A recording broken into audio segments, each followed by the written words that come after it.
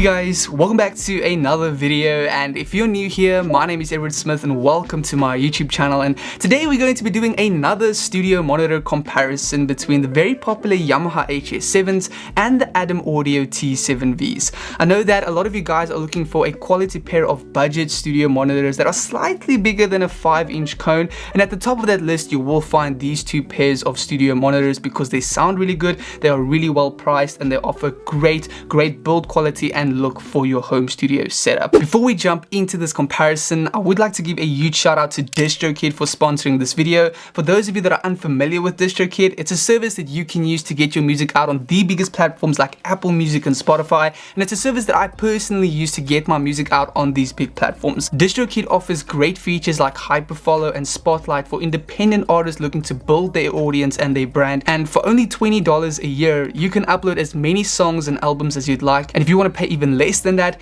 use my link down in the description below and you'll get 7% off your first year's membership. Now, without any further ado, let's see what these two studio monitors are all about.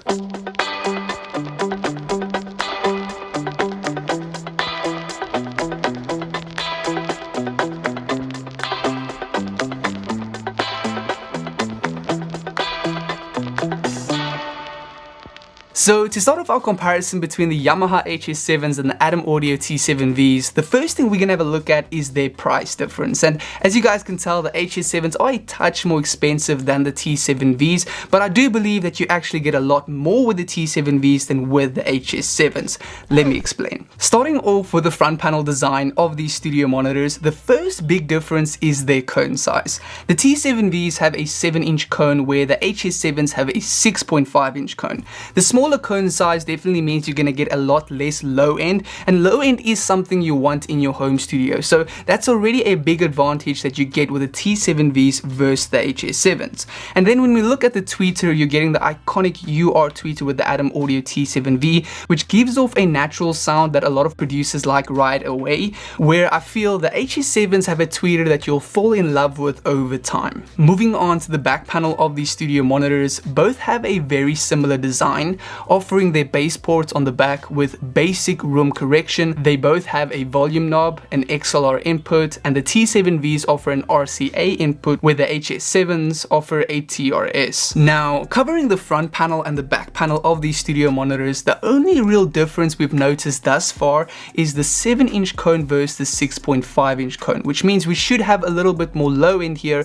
compared to the HS7s. But there's also quite a few other differences you can't visually see, and that includes the overall watts of these studio monitors and their frequency range. When we talk about watts, we're talking about the headroom that the studio monitors have to offer. The more watts you have, the more headroom you have, and the more headroom you have, the better it is to pinpoint certain details when you're mixing and just hearing certain things, especially when you're using compression. So having a bit more headroom is definitely very valuable, and in this case we have 95 watts with the HS7s versus 70 watts with the T7Vs. A little bit more headroom with the HS7s, which is definitely a bonus when you're mixing. When we look at the differences in the frequency range, the Adam Audio T7Vs offer 39 Hz all the way up to 25 kHz, where the HS7s offer 44 Hz all the way up to 35 kHz. This indicates that the T7V should sound pretty punchy, where the HS7 should sound bright because of the extended high end, but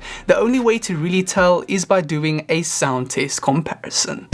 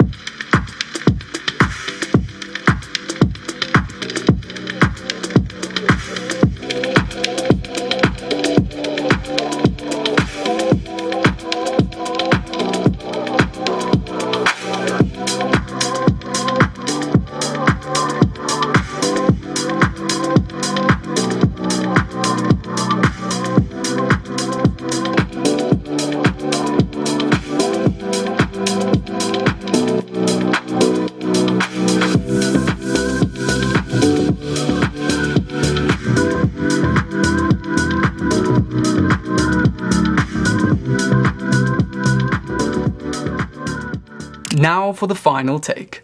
So, to be honest, both of these studio monitors sound really good. I think the T7Vs really give you that great low end that you're looking for in a home studio, and you don't necessarily need a subwoofer with these, where I feel like you might still need a subwoofer with the HS7s, but on the other hand, the brightness of the HS7s that really helps with mixing vocals and just songs in general is definitely a bonus, where I don't feel like there's enough brightness and air in the T7V so that you can really pinpoint mistakes in your mixes. But at the end of the day, depending on what you're looking for, both of these offer great sound quality, great features, and a great build at a good price. And whichever one you pick, you're not going to be making a mistake.